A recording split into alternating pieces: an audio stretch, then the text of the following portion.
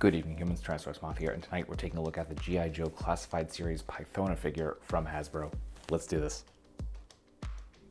Aesthetically speaking, this figure looks incredible. They just absolutely nailed it here. They really have done a fantastic job with all the Cobra-La and just more like crazy G.I. Joe characters lately, and this is no exception. I'm so glad I was able to finally get this because, yeah, it's really good. Obviously, a whole lot of purple, which I'm a very big fan of. I love that they gave it kind of this, that the suit has this like kind of almost organic, kind of messed up texture going on. Then you got some wrinkles, so kind of more of a, I guess, traditional fabric maybe in between there.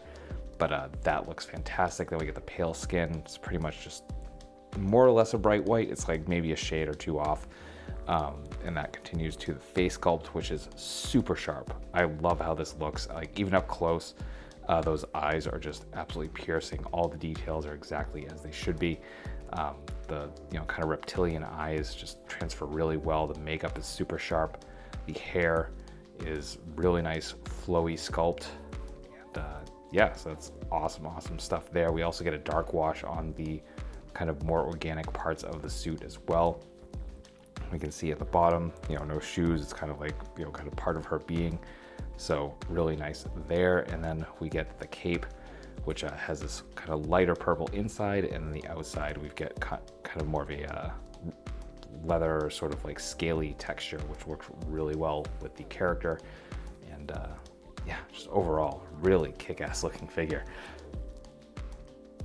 A crazy amount of accessories here. So let's jump right in. And with hands, we do get a pair of fists. We get a pair of grips, or like trigger hand grips. Then we get a left hand with this kind of smoke or fleshy additive there. I don't know if I've ever actually seen the G.I. Joe movie, so I don't know the reference there. I know she's appeared in the comics a lot as well. And then we get a right hand with the poison drip, which is awesome. Really love that shade of green. It really just like nice and neon. Then we get two separate head sculpts. So we get the one that we looked at initially, just our neutral head sculpt. Pardon me as I knock into my camera here, but just beautifully sculpted, beautifully painted, just everything nice and super crisp. Then we get a fangs bared head sculpt, and same thing, we get a little bit of that like venom there on the edge of the fangs. Just really cool. The red, the purple, the black, just all three of my favorite colors, just perfectly done here.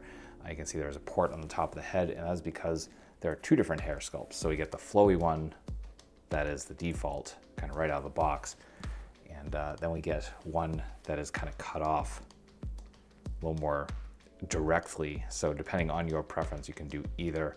So very cool there. I love that they did that. Then we get into, well, I guess her only weapons per se. So we get these discs that are a pink translucent plastic with these snake pieces in the middle.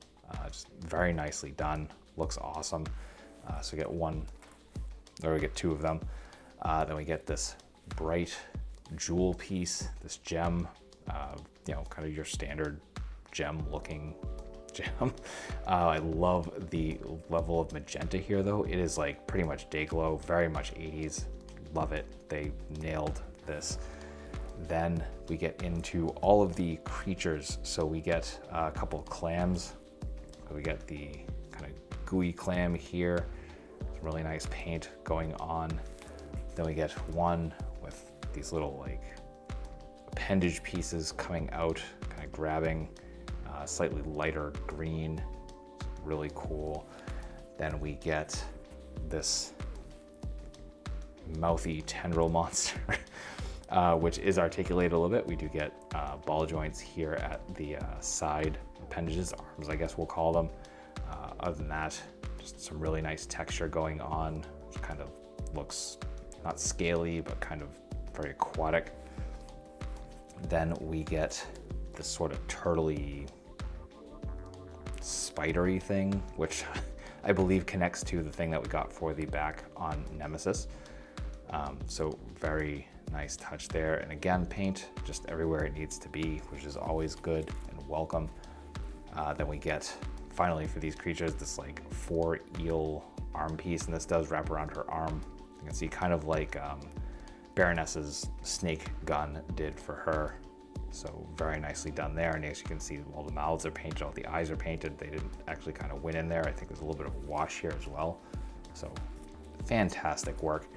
Finally, we do get her cape, and point out the texture on that in the last section.